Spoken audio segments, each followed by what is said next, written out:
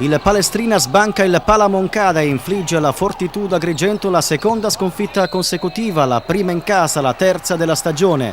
La partita termina con un punteggio basso 64-52 per i tanti errori al tiro delle due formazioni.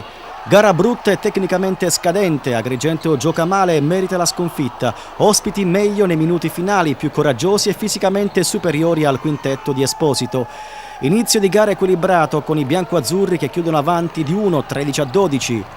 Il Palestrina, ancora senza vittorie all'attivo, cresce con il passare dei minuti e gioca alla pari dei più quotati avversari. Ricciardi fa la differenza e si va al riposo lungo in perfetta parità, 31-31.